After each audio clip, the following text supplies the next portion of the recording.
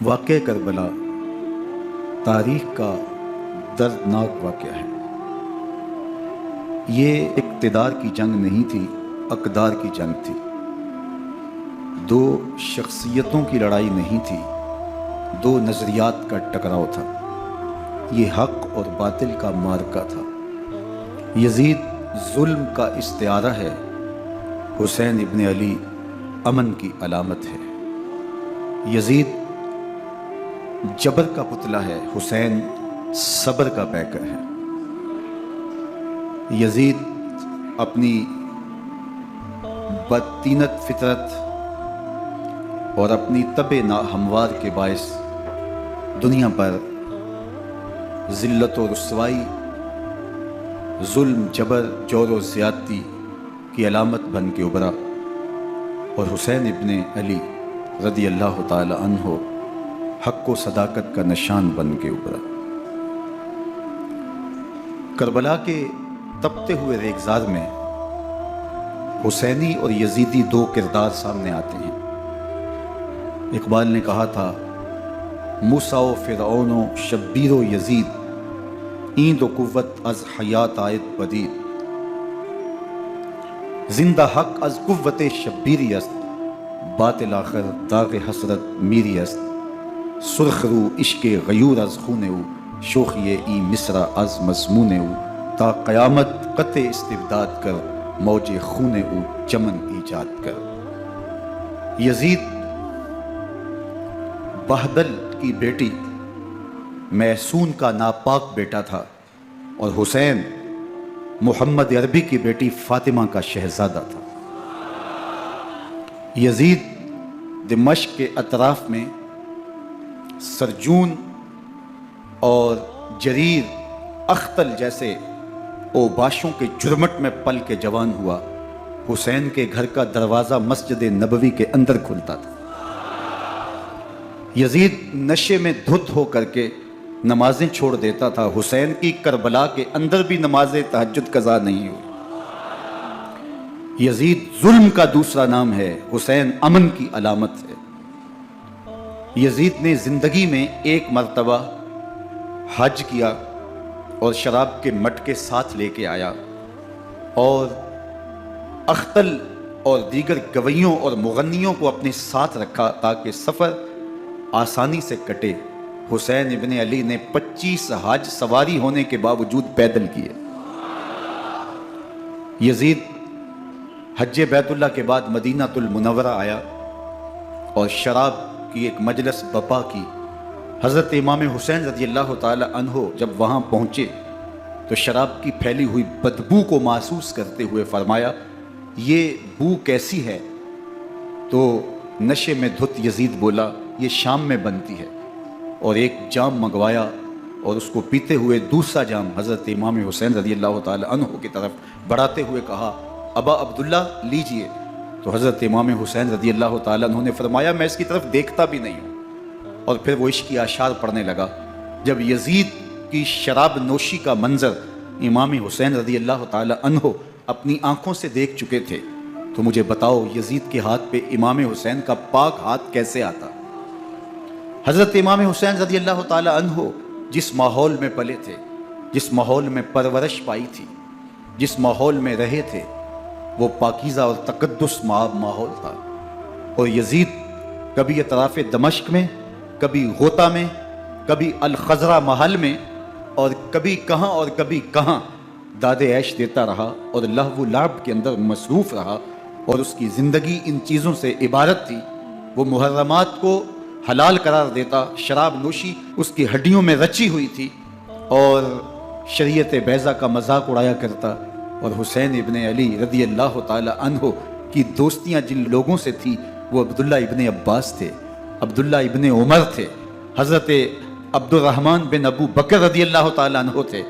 یزید تو جوا کھیلتا رہا، یزید تو قمار بازی کرتا رہا، یزید تو شراب نوشی کرتا رہا، اور حسین ابن علی مسجد نبوی کے ممبر میں حضور کے پہلوؤں میں بیٹھتے رہے۔ زمانے نے وہ منظر دیکھا کہ سرخ رنگ کے جوڑے پہنے ہوئے حسنین کریمین حجرہ فاطمہ سے نکلتے ہیں، کم عمری کی وجہ سے کبھی گرتے ہیں، کبھی سنبھلتے ہیں، اور آقا کریم خطبہ ارشاد کر رہے ہیں، خطبہ چھوڑ کے حضور نے شہزادوں کو اٹھا لیا۔ وہ منظر بھی زمانے نے دیکھا۔ حضرت عبداللہ بن شداد کہتے ہیں کہ حضور سجدے میں تھے اور سجدہ اتنا طویل ہو گیا، ہمیں لگا یا تو وحی کا نزول ہو رہا ہے یا پھر اللہ کا حکم آ گیا اور اللہ کے محبوب کی روح قبض کر لی گئی۔ لیکن میں نے جب نظریں اٹھا کے ننکیوں سے دیکھا تو کیا منظر تھا کہ حسین ابن علی حضور کی پشت پہ بیٹھے ہوئے اور میرے آقا سجدے کو طول دے رہے ہیں۔ اللہ اکبر! حسین کے لیے پیغمبر کے سجدوں کو طول دیا جا رہا ہے۔ حسین ابن علی کبھی منبر پہ حضور کی اطراف میں بیٹھتے ہیں، وہ منظر بھی دنیا نے دیکھا کہ حضور کے مبارک کندھوں پر حسین ابن علی بیٹھے ہیں اور حضور کی زلفوں کو پکڑا ہوا ہے۔ تو حضرت عمر رضی اللہ تعالیٰ عنہ دیکھ کے کہتے ہیں واہ واہ کیسی سواری میسر آئی حسین ابن علی کو۔ تو میرے آقا مسکرا کے کہتے ہیں عمر سواری دیکھتے ہو سوار بھی تو دیکھو۔ اللہ اکبر! حضرت اسامہ بن زید بن حارثہ رضی اللہ تعالیٰ عنہ فرماتے ہیں رات کا ایک پہر گزر گیا اور مجھے حضور سے کوئی کام تھا۔ میں آقا کریم کی خدمت میں حاضر ہوا، در دولت پہ دستک دی۔ حضور تشریف لائے تو چادر اوڑی تھی، بکل کی ہوئی تھی میرے حضور نے، تو میں نے اپنی حاجت کہی تو حضور نے میری حاجت پوری کر دی۔ لیکن ایک منظر میں نے دیکھا کہ حضور نے جو چادر کی بکل فرمائی تھی اس کے اطراف میں پہلوؤں میں ابھار تھے جس طرح اندر کوئی ہو۔ مجھ سے نہ رہا گیا، میں نے پوچھ لیا، میں نے کہا بندہ نواز چادر کے اندر کیا ہے؟ فکشفہ، تو حضور نے چادر کو کھول دیا۔ فائز الحسن والحسین علی ورکہ، تو کہتے ہیں میں نے اپنی آنکھوں سے دیکھا ایک پہلو سے امام حسین لپٹے ہوئے تھے، ایک پہلو سے امام حسن لپٹے ہوئے تھے۔ فرمایا یہ میرے بیٹے ہیں، یہ میری بیٹی کے بیٹے ہیں، اے اللہ میں ان سے پیار کرتا ہوں، تو بھی ان سے پیار کر، جو ان سے پیار کرے اس سے بھی پیار کر۔ ان کی محبت کا درس دیا، ان کے پیار کا سبق پڑھایا، کہا ان سے پیار کرنے والا میرے سے پیار کرنے والا ہے، ان سے بغض رکھنے والا میرے سے بغض رکھنے والا ہے۔ ان کی تکلیف حضور کو بے چین کر دیتی تھی۔ حضرت سیدہ فاطمہ الزہرا رضی اللہ تعالی عنہ کے گھر کے قریب سے گزرے تو حضرت امام حسین کے رونے کی آواز آ رہی تھی، تو آقا کریم علیہ السلام نے فرمایا کہ فاطمہ حسین کو چپ کرواؤ، اللہ تعالیٰ ان بقاءہ یوزینی، تو جانتی نہیں حسین کا رونا مجھے دکھ دیتا ہے۔ حسین ابن علی کو حضور رونے نہیں دیتے تھے، ان کو دکھی نہیں ہونے دیتے تھے، کیونکہ رسول اللہ صلی اللہ علیہ وسلم جانتے تھے کہ یہ کتنے دکھ سہے گا، کتنی تکلیفوں سے گزرے گا اور کتنے مصائب سہے گا۔ زمانے نے وہ گھڑیاں بھی دیکھیں کہ حضرت حذیفہ بن یمان رضی اللہ تعالیٰ عنہ فرماتے ہیں کہ میں حضور کی خدمت میں نماز مغرب کی ادائیگی کے لیے حاضر ہوا، اور میں نے یہ اجازت خاص طور پہ اپنی ماں سے اس شرط پہ لی تھی کہ امی آپ مجھے اجازت دیں، میں حضور کی خدمت میں حاضر ہوتا ہوں، مغرب کی نماز بھی ادا کروں گا اور پھر حضور سے عرض کروں گا حضور میرے لیے اور میری ماں کے لیے بخشش کی دعا کر دیجیے۔ ماں نے اس شرط پہ اجازت دے دی اور میں حضور کی خدمت میں آ گیا، نماز مغرب ادا کی، سلام پھرا تو میرے دل میں آرزو تھی میں حضور سے عرض کروں حضور میرے لیے اور میری ماں کے لیے مغفرت کی بخشش کی دعا کر دیں، لیکن حضور عبادات میں، ذکر میں، نوافل میں ایسے مشغول ہوئے کہ میں آرزو رکھنے کے باوجود بھی عرض نہ کر سکا۔ خیر نماز عشاء کا وقت ہوا، اذان پکاری گئی، حضور مصلی پہ آئے، نماز پڑھی، سلام پھرا تو میرے دل میں پھر خیال آیا کہ ماں سے ایک نماز کی چھٹی لی تھی، نمازیں بھی 2 ہو گئیں، ماں نے جاتے پوچھنا ہے حضور سے میرے لیے اور اپنے لیے مغفرت کی بخشش کی دعا کروائی تھی تو کیا جواب دوں گا، اور حضور اٹھے اور کاشانہ اقدس کی طرف چل دیے۔ اب میرے دل میں یہ خیال رہ کے آ رہا تھا کہ ماں کو کیا جواب دوں گا، میں تو حضور سے بخشش و مغفرت کی دعا کروا ہی نہیں سکا۔ جب حضور چل پڑے تو غیر ارادی طور پہ میں بھی حضور کے پیچھے چل پڑا، چلنے میں تھوڑی سی رفتار تیز ہو گئی جس سے قدموں کی آہٹ پیدا ہوئی، تو جب آواز پیدا ہوئی تو حضور نے رخ پھیرے بغیر فرمایا من ھذا، میرے پیچھے پیچھے کون آ رہا ہے؟ پھر خود ہی کہا حذیفہ تو نہیں، تو میرا دل دھڑک رہا تھا، قلت نعم، میں نے کہا جی حضور میں حذیفہ ہوں۔ فرمایا ما حاجتک غفر اللہ لک ولامک، کیا کام ہے؟ اللہ تجھے بھی بخش دے، تیری ماں کو بھی بخش دے۔ اب جو کام تھا وہ جنبش لب سے پہلے ہی ہو گیا، یہاں تو لفظوں کا سہارا بھی نہیں لینا پڑتا، وہ بند لبوں کی بولیاں بھی سنتے ہیں۔ اقبال بولا ہے فروغت صبح آثار و ظہور، چشم تو بی نندائے ما فی الصدور، تیری نظر تو سینوں کے چھپے راز بھی دیکھتی۔ تو کہا ما حاجتوں کا غفر اللہ لک ولامک، اللہ تجھے بخش دے، تیری ماں کی بھی مغفرت کر دے، کیا کام ہے؟ اب جو کام تھا وہ تو ہو گیا۔ تو میرے حضور نے ارشاد فرمایا حذیفہ سنو، ابھی ایک فرشتہ آیا ہے جو اس سے قبل دھرتی پر پہلے کبھی نہیں آیا، آج پہلی مرتبہ اللہ سے اجازت لے کے 2 کام کرنے آیا ہے۔ ایک تو مجھے سلام کرنے آیا ہے اور دوسرا خوشخبری دینے آیا ہے کہ آپ کی بیٹی فاطمہ جنتی عورتوں کی سردار ہے اور حسن اور حسین جنتی جوانوں کے سردار۔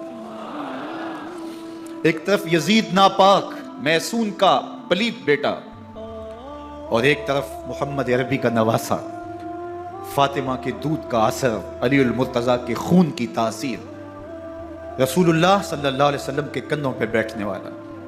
ایک دن حضور نے امام حسین رضی اللہ تعالیٰ عنہ کے ہاتھ پکڑ لیے اور ان کے پاؤں اپنے پاؤں پہ رکھے اور پھر فرمایا بیٹے آگے بڑھو، اور ان کے پاؤں حضور کی پنڈلیوں پہ آئے۔ پھر کہا بیٹے اور آگے بڑھو، حتیٰ کہ ان کے پاؤں حضور کی رانوں پہ آئے۔ پھر فرمایا بیٹا اور آگے بڑھو، تو ان کے پاؤں حضور کے مبارک بطن اقدس پہ آئے۔ پھر بازوؤں کو کھینچ کے اپنے قریب کیا اور حسین ابن علی کے منہ میں اپنی زبان رکھ دی، اور وہ اس طرح چوس رہے تھے جس طرح کھجور چوسی جاتی ہے۔ تو اللہ کے محبوب علیہ السلام نے حسین ابن علی کو اپنی زبان کا لعاب دہن دے کر کے، وہ شیر رحمت دے کر کے، وہ کوثر و تسلیم سے پاکیزہ تر آب رحمت عطا کر کے ان کی ہمیشہ کے لیے پیاس بجھا دی، تاکہ کل کربلا کے تپتے ہوئے ریگزار میں حسین ابن علی کو پیاس کی شدت تنگ نہ کرے اور پائے استقلال میں لغزش نہ آنے پائے۔ ان نازوں سے پالے ہوئے حسین کو، ان محبتوں سے پالے ہوئے حسین ابن علی کو امتحان بھی اتنے بڑے درپیش تھے۔ یاری تیری سونا پر ازمیشہ تیریاں اگ، سونا پرکھیا جامدہ ہے نال اگاں دے لگ۔ جتنا بڑا شخص ہوتا ہے اتنی آزمائشیں بھی بڑی ہوتی ہیں۔ پیغمبر رحمت کی آغوش میں کھیلنے والا، حجرہ فاطمہ کا جانشین، مصلی رسول کا وارث، منبر رسول صلی اللہ علیہ وآلہ وسلم پر حضور کے مبارک پہلو اور گود میں بیٹھنے والا حسین، حضور کی زبان چوسنے والا حسین، حضور کے کندھوں پہ سواری کرنے والا حسین، آقا کریم علیہ الصلوۃ والسلام کے مبارک سجدے کی حالت کے اندر حضور کی پشت پہ کھیلنے والا حسین، جس حسین کا دروازہ مسجد نبوی کے اندر کھلتا تھا اور یزید کی کرتوتوں کے چشم دید گواہ تھے۔ یزید جب تخت نشین ہوتا ہے تو اسے یہ فکر ہوتی ہے کہ امام حسین عبداللہ بن زبیر، عبداللہ بن عمر، عبداللہ ابن عباس یہ میری بیعت کرے، اور وہ ولید بن عقبہ کو لکھتا ہے کہ ہر صورت میں ان کی بیعت لو، اور اگر بیعت نہ دیں تو سختی کرو۔ حضرت امام حسین رضی اللہ تعالی عنہ کو بلاوا آتا ہے کہ آپ کو دارالامارت میں گورنر ہاؤس میں بلایا جا رہا ہے۔ ولید بن عقبہ کا پیغام آپ کو پہنچتا ہے۔ آپ اس وقت فرماتے ہیں کہ اس وقت جو پیغام پہنچا ہے وہ کسی خطرے سے خالی نہیں ہے، تو کچھ سواروں کو ساتھ لیا، کہا تم دارالامارت کے باہر کھڑے رہنا، اگر میری آواز بلند ہوئی تو اندر آ جانا، ورنہ تم انتظار کرنا۔ آپ اندر گئے۔ ولید بن عقبہ نے مروان کو بھی بلایا تھا۔ مروان بن حکم یہ گورنر مدینہ ولید سے پہلے رہ چکا ہے، تو اس نے مشورہ دیا کہ سختی کی جائے۔ خیر ولید بن عقبہ نے کہا کہ یہ خط ہے، حضرت امیر معاویہ کا انتقال ہو گیا اور یزید تخت نشین ہوا ہے، لہٰذا وہ آپ سے بیعت کا مطالبہ کرتا ہے۔ تو حضرت امام حسین رضی اللہ تعالیٰ عنہ نے فرمایا کہ میرے جیسا شخص یوں چھپ کے بیعت نہیں کر سکتا، اور آپ واپس پلٹے۔ مروان بن حکم نے ولید بن عقبہ کو کہا کہ یہ موقع ہے جانے نہ دیا جائے، اگر یہ نکل گئے تو دوبارہ تم قابو نہیں پا سکو گے اور انہیں یہیں قتل کر دیا جائے۔ حضرت امام حسین رضی اللہ تعالیٰ عنہ نے یہ بات سن لی۔ کہتے ہیں حضرت امام حسین انہی قدموں کے بل واپس پلٹے اور مروان بن حکم سے مخاطب ہو کے کہا مروان کیا بول رہا ہے؟ وہ خاموش ہو گیا۔ فرمایا تو جانتا نہیں ہم کون ہیں؟ آنا حسین ابن علی ابن ابی طالب، میں حسین ہوں، میں علی کا بیٹا ہوں، ہمارے گھر میں قرآن اترتا رہا ہے، وحی کا نزول ہوتا رہا ہے، اور یزید فاسق ہے، فاجر ہے، مسلمانوں کا قاتل ہے اور شرابی ہے، میں ڈنکے کی چوٹ پہ یزید کی بیعت سے انکار کرتا ہوں۔ بس حیدری کچھار سے محمدی شیر نکل آیا ہے۔ اب اوسان خطا ہو گئے، راستہ چھوڑ دیا، واپس آئے، سیدہ زینب سے ملے، کہا مدینے کو چھوڑنا پڑے گا۔ کہا بھیا کیا ہوا؟ کہا یزید بیعت لینے پہ مصر ہے اور میں کسی صورت بھی بیعت نہیں کروں گا، رسول اللہ کا مدینہ ہمارے خون سے لالہ زار بنے گا، میں نہیں چاہتا کہ حضور کے شہر نور کی حرمت پامال ہو۔ دوستو وہ کیسا منظر ہوگا جب حسین ابن علی نے آخری حاضری حضور کے روزے پہ دی ہو،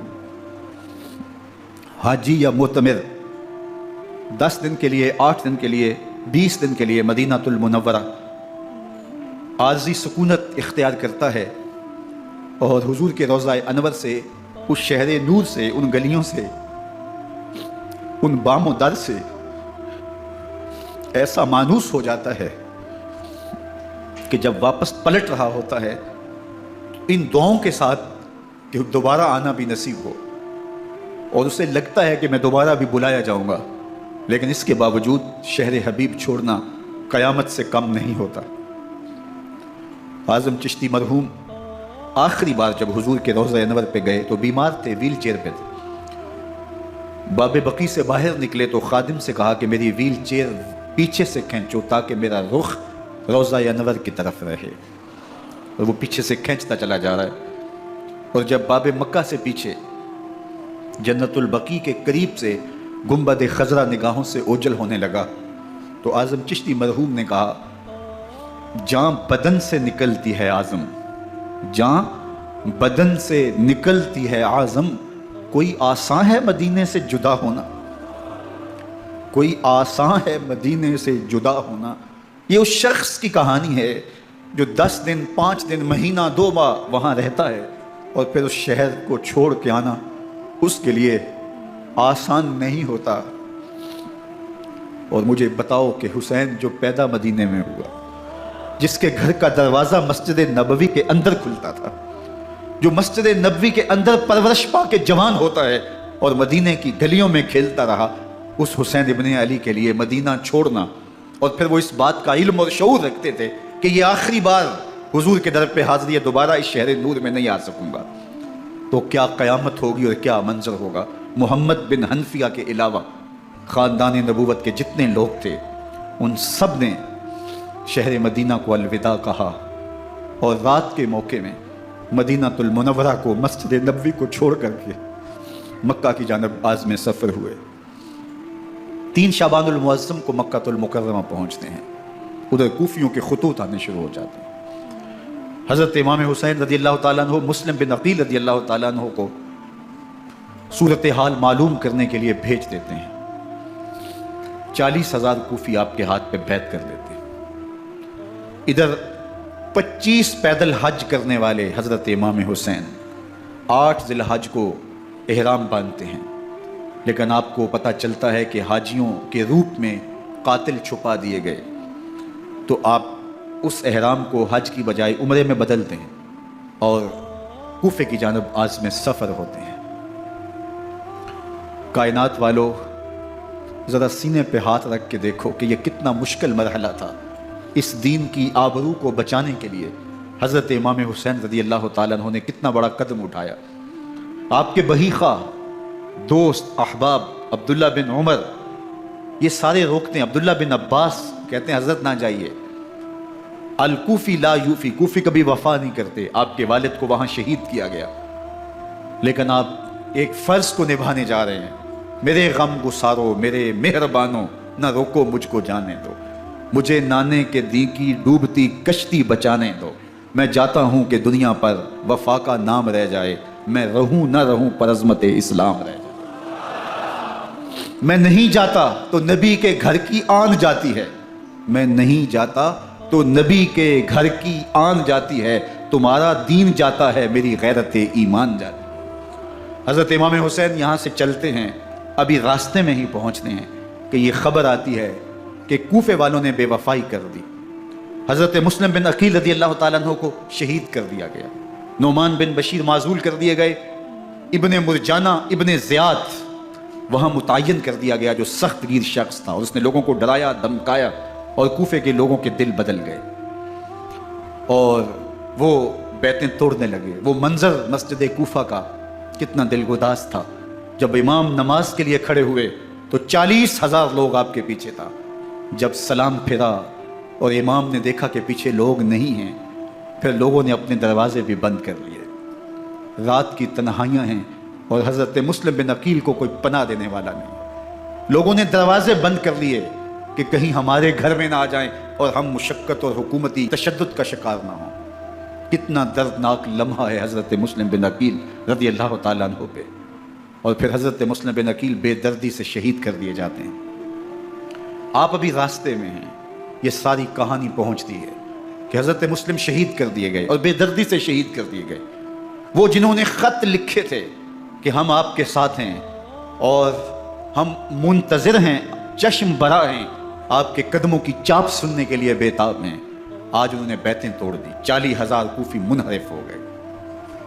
مسجد کوفہ کا وہ منظر کس قدر روح کو تڑپا دینے والا تھا۔ ہم پچھلے سال عصر اور مغرب کے درمیان جب کوفہ پہنچے تو سورج ڈوبنے کے قریب تھا۔ میں نے اپنی زندگی میں اتنا اداس موسم کہیں نہیں دیکھا جتنا اداس موسم کوفے میں دیکھا۔ ایسے لگتا تھا جس طرح کوفے کی آب و ہوا آج بھی شرمندہ ہے۔ جو مسلم بن عقیل اور خاندان نبوت کے ساتھ اہل کوفہ نے کیا، حضرت امام حسین رضی اللہ تعالیٰ عنہ کو ان کے بہی خواہوں نے، اعزاء نے، اقربا نے، دوستوں نے، آوان و انصار نے، ساتھیوں نے کہا کہ حضرت حالات یکسر تبدیل ہو گئے، اب ہمیں مراجعت کر جانی چاہیے، واپس پلٹ جانا چاہیے۔ تو حضرت امام حسین کافی سوچ بچار میں رہے۔ پھر اس کے بعد آپ نے فیصلہ کیا کہ ہم آگے بڑھیں گے۔ دوستوں نے کہا کہ حضرت اگر آپ آگے بڑھیں گے تو ہمیں لگتا ہے کہ وہ آپ کے ساتھ سلوک اچھا نہیں کریں گے اور آپ بچوں کے سامنے پیاس سے شہید کر دیے جائیں گے۔ تو حضرت امام حسین رضی اللہ تعالیٰ عنہ نے وہاں ایک خطبہ ارشاد فرمایا کہ لوگوں تم جو مجھے بتا رہے ہو مجھے اچھی طرح معلوم ہے، جو تم مجھے منظر پیش کر رہے ہو وہ میری نگاہوں میں ہے، اور جو کچھ ہونے والا ہے چشم تصور وہ منظر دیکھ رہی ہے۔ کیونکہ حضرت امام حسین رضی اللہ تعالیٰ عنہ کی شہادت کی خبر حضرت امام حسین کے پیدا ہوتے ہی خاندان نبوت میں عام تھی۔ حضور علیہ الصلوۃ والسلام کو یہ بات جبریل امین نے آ کے بتائی تھی جب حسین ابن علی کے ساتھ حضور محبت کا اظہار کر رہے تھے، تو یہ جبریل امین نے آ کے کہا تھا حضور آپ کا یہ بیٹا عرض طف میں شہید کر دیا جائے گا، اور کربلا کی مٹی لا کے حضور کو دی اور ام سلمہ کو حضور نے عطا کر دی۔ حضرت ام سلمہ کہتی ہیں کہ ایک دن میں سوئی تو خواب دیکھا کہ حضور کے مبارک بال بکھرے ہوئے ہیں اور سخت پریشان ہیں، تو میں نے کہا کہ حضور آپ کی یہ کیا حالت ہے؟ وَبِيَدِهِ قَارُورَةٌ، اور حضور کے ہاتھ میں ایک شیشی ہے، فیہا دمن، جس کے اندر خون ہے۔ تو میں نے کہا حضور یہ کیا؟ فرمایا میں قتل گاہ حسین سے آ رہا ہوں اور یہ حسین ابن علی کا خون ہے۔ تو کہا 10 محرم کا دن تھا، دوپہر کا یہ منظر تھا، میں کیلولہ کر کے اٹھی، جب میں نے دیکھا تو وہ شیشی جس میں کربلا کی مٹی رکھی تھی وہ خون بن چکی تھی۔ تو یہ خبر پہلے دی گئی تھی، یہ بتا دیا گیا تھا۔ فرمایا میرے دوستو جو تم مجھے بتاتے ہو میں اس سے بے خبر نہیں ہوں، یہ سب کچھ ہونے والا ہے، لیکن اس کے باوجود میں کیوں جا رہا ہوں؟ تو آپ کا ایک تاریخ ساز جملہ ہے جو کربلا کے فلسفے کو ہمارے سامنے رکھتا ہے کہ یہ اتنا بڑا امتحان کیوں دیا۔ حضرت امام حسین رضی اللہ تعالیٰ عنہ نے فرمایا وَلَكُمْ فِيَّ أُسْوَةٌ، میں اس لیے جا رہا ہوں قیامت تک ظلم، جبر اور ناانصافی کے خلاف کھڑے ہونے والوں کے لیے کوئی نمونہ تو ہو۔ میری زندگی قیامت تک ظلم، جبر اور استحصالی نظام کے خلاف کھڑے ہونے والوں کے لیے نمونہ ہے۔ تو حضرت امام حسین رضی اللہ تعالیٰ عنہ نے حق اور باطل کے درمیان ایک سرخ لکیر کھینچ دی اپنے خون سے۔ اب حق اور باطل کا امتیاز کرنا مشکل نہیں ہے، کوئی باطل پہ اڑا رہے تو الگ بات ہے، لیکن امتیاز کرنا مشکل نہیں ہے۔ حدود بالکل واضح کر دی۔ اقبال نے یہاں کتنی خوبصورتی کے ساتھ اس مضمون کو نبھایا۔ سرخ رو عشق غیور از خونے ہو، شوخی این مصرع از مضمون ہو، تا قیامت قطع استبداد کر، موج خونے ہو چمن ایجاد کر۔ ایک جہاں آباد کر دیا، حق اور باطل کی راہیں اجال دی۔ اب لوگوں کو یزید کا چہرہ پہچاننے میں دیر نہیں لگتی، وقت کے ہر یزید کا چہرہ آسانی سے پہچانا جا سکتا ہے۔ یہ معرفت زمانے کو کروائی کس نے؟ حسین ابن علی نے کروائی رضی اللہ تعالی عنہ۔ تو حضرت امام حسین نے فرمایا کہ جو میرے ساتھ ہونے والا ہے میں اچھی طرح جانتا ہوں، لیکن میں اس کے باوجود آگے بڑھوں گا۔ پھر بڑھے اور کربلا میں جا کے خیمہ زن ہو گئے۔ 7 محرم کو پانی بند کر دیا گیا۔ پانی بند ہوا تو کھانا بھی میسر نہیں تھا، لیکن ذکر پانی کا ہوتا ہے اس لیے کہ کھانے کے بغیر انسان کئی دن کاٹ لیتا ہے، لیکن پانی کے بغیر گزر نہیں ہوتی۔ تو فرات کی نہر سامنے اپنی موجوں کے ساتھ چمک رہی ہے، لیکن ایک قطرہ آب بھی آل رسول کو نہیں دیا جا رہا۔ کائنات کے اندر ایسے انوکھے امتحان بھی ہوتے ہیں۔ وارث ہوں ساقی کوثر کے، مالک ہوں حوض کوثر کے، اور بیٹے ہوں ساقی کوثر کے، اور آج ایک بوند پانی کی بھی میسر نہ ہو۔ صبر کا امتحان ہے، عزیمت کا امتحان ہے۔ حضرت امام حسین رضی اللہ تعالیٰ عنہ خیمہ زن ہو گئے۔ 3 دن تک پانی بند رہتا ہے۔ 9 محرم کو رات کی تنہائی میں حملہ آور ہونا چاہتے ہیں، لیکن آپ نے کہا کہ ہمیں اللہ کی حضور عبادت اور ذکر کے لیے وقت دیا جائے۔ ساری رات ذکر میں گزرتی ہے، عبادات میں گزرتی ہیں۔ رات کے اندھیرے میں آپ چراغ بجھا دیتے ہیں۔ آوان و انصار کو کہتے ہیں کہ ان کی دشمنی میرے ساتھ ہے، انہیں میرا خون چاہیے، اگر تم رات کی تاریکی میں نکل جاؤ تو میں تم سے کوئی مواخذہ نہیں کروں گا، اور یہ بھی تمہارا پیچھا نہیں کریں گے، اس لیے کہ ان کا مطلوب تم نہیں ہو، ان کا مطلوب میں ہوں۔ جب چراغ جلایا تو کوئی بھی نہیں گیا۔ مسلم بن اوسجہ کھڑے ہو کے کہتے ہیں حضرت اگر ہمارے بدن کو 70 بار کاٹا جائے اور جلایا جائے اور ہواؤں میں اڑا دیا جائے پھر بھی آپ کا ساتھ نہیں چھوڑیں گے۔ 70 سال کے بوڑھے ہیں حبیب بن مظاہر، کہتے ہیں حضرت آپ کو چھوڑ کے جائیں کہاں، آپ کو چھوڑ کے جائیں کہاں، کوئی ساتھ چھوڑنے کے لیے تیار نہیں ہے۔ پیاس ہے، سخت گرمی ہے، کربلا کا ماحول ہے، 72 افراد اور خاندان کی خواتین میدان کربلا میں خیمہ زن ہیں۔ دوسری طرف لشکر اعداء اشقیا 22,000 کی تعداد میں مقابلے میں، ایک روایت 30,000 کی ہے۔ ان صرف 72 پیاسے لوگوں کے لیے اتنے لوگوں کو جمع کرنے کا مقصد خوف زدہ کرنا تھا۔ شرط ہے کہ یا یزید کی بیعت کر لیں، محاصرے توڑ دیں گے، پانی دستیاب ہوگا، اعزاز و اکرام سے نوازا جائے گا، خزانوں کے منہ کھول دیے جائیں گے۔ لیکن حسین ابن علی کہتے تھے سب کچھ لٹ جائے گا، باطل کے ہاتھ پہ ہاتھ نہیں رکھو۔ اللہ اکبر۔ اب صبح طلوع ہوتی ہے، عاشور کا دن چڑھتا ہے، سورج اپنی پوری تمازت کے ساتھ گرمی برسا رہا ہے۔ آج خاندان نبوت کا امتحان زمانے نے دیکھنا ہے۔ رسول اللہ کا لعاب چوسنے والا اس کے صبر کا آج امتحان ہے، حضور کے کندھوں پہ کھیلنے والے حسین کا آج امتحان ہے۔ اللہ اکبر۔ حسین ابن علی تمام حجت کرتے ہیں میں نے تمہارا کچھ نہیں بگاڑا، میں نے کسی کا خون نہیں کیا، میں نے کوئی زیادتی نہیں کی، تم کیوں میرے قتل کے در پے ہو؟ تم جانتے نہیں میں کون ہوں؟ میں تمہارے نبی کا نواسا ہوں، رسول اللہ صلی اللہ علیہ وآلہ وسلم کے کندھوں پہ کھیلتا رہا ہوں، حضور کا لعاب چوستا رہا ہوں، اور میں بوسہ گاہے رسول صلی اللہ علیہ وآلہ وسلم ہوں۔ لیکن ان اشقیاء کے دل پر کوئی چیز اثر انداز نہیں ہوتی۔ ایک ہور ہے، اللہ اس کے دل میں نرمی ڈالتا ہے۔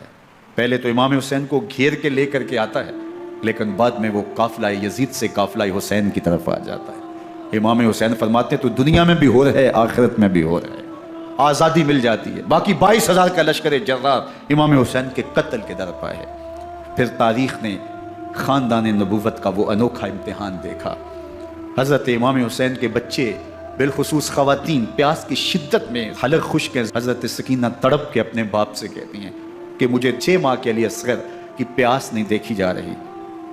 بچے کو ہاتھوں پہ اٹھاتے ہیں اور نہر فرات کے کنارے پہنچ کے فرماتے ہیں اشقیاء سے مخاطب ہو کے تمہارا معاملہ میرے ساتھ ہے، اس 6 ماہ کے بچے نے تمہارا کچھ نہیں بگاڑا، اور چلو بھر کے اس کا حلق سیراب کرنا چاہتے ہیں۔ ایک 2 شاخہ تیر آتا ہے جو حضرت علی اصغر کے گلے کو چیر دیتا ہے۔ راوی لکھتے ہیں کہ وہ عام تیر نہیں تھا، جانوروں کو شکار کرنے کے لیے جو بڑے تیر ہوتے ہیں وہ 2 شاخہ تیر تھا، وہ گردن کو کاٹ دیتا ہے، خون بہنے لگتا ہے، گردن لٹک جاتی ہے۔ حضرت امام حسین وہ بہتا ہوا خون اپنے چلو میں لیتے ہیں اور آسمان کی طرف اچھال کے کہتے ہیں مالک حسین کی یہ قربانی بھی قبول۔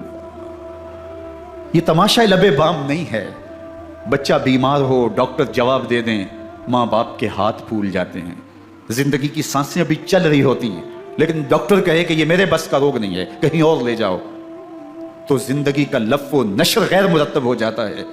میں سلام پیش نہ کروں حسین ابن علی کو، 6 ماہ کا علی اصغر ہاتھوں میں دم توڑتا ہے، گردن لٹک جاتی ہے، خون بہ رہا ہے، اب خیموں کی طرف بڑھ رہے ہیں، لیکن زبان پہ شکایت نہیں ہے، کہتے ہیں مالک حسین کی یہ قربانی قبول کر دے۔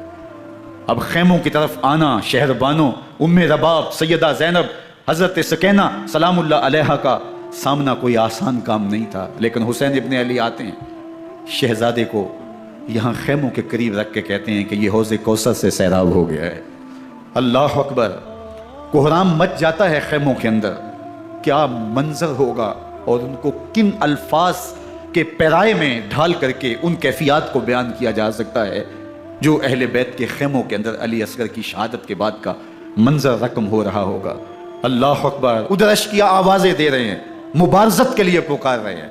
زمانے نے پھر وہ منظر بھی دیکھا کہ جوان بیٹے کو 18 سال کی کمائی حضرت امام حسین میدان عمل میں بھیج رہے ہیں۔ وہ علی اکبر جو حسین کا نور نظر ہے، آنکھوں کا قرار ہے، دل کی تسکین ہے، اور پھر حضرت علی اکبر جب گھوڑے کی زین سے فرش زمین پہ گرتے ہیں تو باپ کو آواز دیتے ہیں، اور حضرت امام حسین جو ہے وہ آگے جا کے بیٹے کی لاش اٹھاتے ہیں۔ اللہ اکبر، 18 سال کے بیٹے کی لاش کو کندھوں پہ اٹھا کے خیموں تک لاتے ہیں اور ہاتھ پھیلا کے کہتے ہیں مالک حسین کی یہ قربانی بھی قبول فرما۔ کبھی قاسم بن حسن کی لاش اٹھا کے لاتے ہیں، کبھی اون و محمد کی لاشیں اٹھا کے لاتے ہیں، بتیجوں کی، بھانجوں کی، بھائی عباس کے کٹے ہوئے بازو اور زخموں سے چھدا ہوا لاشا۔ کیا کیا قیامتیں تھیں جو اس کربلا کے ایک میدان کے اندر نہیں توڑی گئیں۔ حضرت امام حسین پر دکھ پہ دکھ، تکلیفوں پہ تکلیفیں، اب 71 لاشیں اٹھا کے خیموں تک پہنچا چکے، اور ادھر مبارزت کی دعوت دی جا رہی، آؤ میدان عمل میں آؤ، اب دیر کیوں کر رہے ہو۔ رسول اللہ کا حرم، رسول اللہ کی شہزادیاں جو نازوں میں پلی تھی، وہ کلیاں جو شبنم کا بوجھ بھی گوارا نہیں کر سکتی تھی، آج مصیبتوں کے پہاڑ ٹوٹ گئے۔ حضرت امام حسین کبھی شہربانوں کو، کبھی ام رباب کو دلاسا دیتے ہیں، کبھی حضرت زینب کو کہتے ہیں۔ حضرت زینب کربلا کے اس میدان کے اندر بڑے حوصلے کے ساتھ اپنے بھائی کے ساتھ کھڑی رہی، اپنے 2 بیٹے راہ خدا میں پیش کیے، ان کی لاشیں وصول کی، لیکن زینب جس جرأت کے ساتھ، جس پامردی کے ساتھ اس سارے منظر کو حوصلے کے ساتھ سہتی رہی، وہ یقیناً حوصلہ سیدہ زینب سلام اللہ علیہا کا ہی ہے۔ لیکن یہ وہ منظر تھا کہ زینب کا دل بھی ڈول گیا جب حسین ابن علی گھوڑے پہ بیٹھنے لگے اور ان کو گھوڑے میں بٹھانے والا کوئی نہیں تھا، اور جو بھی سوار جاتا پھر واپس اس کی لاش ہی آتی اور حسین ابن علی لے کے آتے۔ آج حسین ابن علی جا رہے ہیں، زندگی کا سارا سرمایہ لٹ رہا ہے، حضرت زینب سلام اللہ علیہا سنبھالے سنبھل نہیں رہی۔ حضرت امام رضی اللہ تعالیٰ عنہ اٹھے اور آپ نے حضرت زینب کو صبر کی تلقین کی اور کہا کہ صبر ہی بہترین ذریعہ ہے اور اللہ کی قربت کا ایک بہترین سبب ہے، اور ان کو صبر کی تلقین کرتے ہوئے فرمایا کہ میرے بعد تم نے اس ذمہ داری کو سنبھالنا ہے اور ان مخدرات اسلام کی، ان شہزادیوں کے پردے کی تم نے حفاظت کرنی ہے۔ اور پھر گھوڑے کی زین کس کے امام حسین لشکر اشقیاء کی طرف بڑھتے ہیں۔ اب خیموں سے سسکیوں کی آواز آ رہی ہے، ان کا سردار، ان کا تاجدار آج سب کو چھوڑ کے کربلا کے میدان کی طرف بڑھ رہا ہے۔ جرم کیا کیا، قصور کیا کیا، اس نے کیا زیادتی کی کہ آج نیزوں اور انیوں کے مقابلے میں 22,000 کا لشکر حضرت امام حسین پہ ٹوٹ پڑتا ہے۔ آپ پھر اتمام حجت کرتے ہیں، میں نے کسی کو قتل نہیں کیا، خون ناحق نہیں بہایا، میرے خون کے درپے کیوں ہو، اپنی آخرت کیوں برباد کرتے ہو، تم جانتے نہیں میں کون ہوں، میں تمہارے نبی کا نواسا ہوں۔ لیکن ابن زیاد کہتا ہے مقابلے میں آؤ۔ پھر حضرت امام حسین رضی اللہ تعالیٰ عنہ مقابلے میں آتے ہیں، اور جب گھوڑے کو ایڑ لگا کے دشمن اشقیاء پہ ٹوٹتے ہیں تو پھر ایسا منظر ہوتا ہے کہ وہ بھیڑ بکریوں کی طرح آگے بھاگتے ہیں۔ 71 زخم کلیجے پہ لیے شجاعت کا یہ پیکر جب میدان میں آتا ہے، آواز آتی ہے یہ کون ذی وقار ہے، بلا کا شاہ سوار ہے، لباس ہے پھٹا ہوا، غبار سے اٹا ہوا، تمام جسم نازنی چدا ہوا کٹا ہوا، یہ نبی کا نور عین ہے، یہ بال یقین ہو سکتا ہے، یہ حسین ابن علی ہے رضی اللہ تعالیٰ عنہ۔ پھر چاند بادلوں میں گھر جاتا ہے، شامی ہنڈے تیر برساتے ہیں، تلواروں سے آپ کے بدن پر ضربیں لگاتے ہیں اور نیزوں سے آپ کے بدن کو پرو دیتے ہیں۔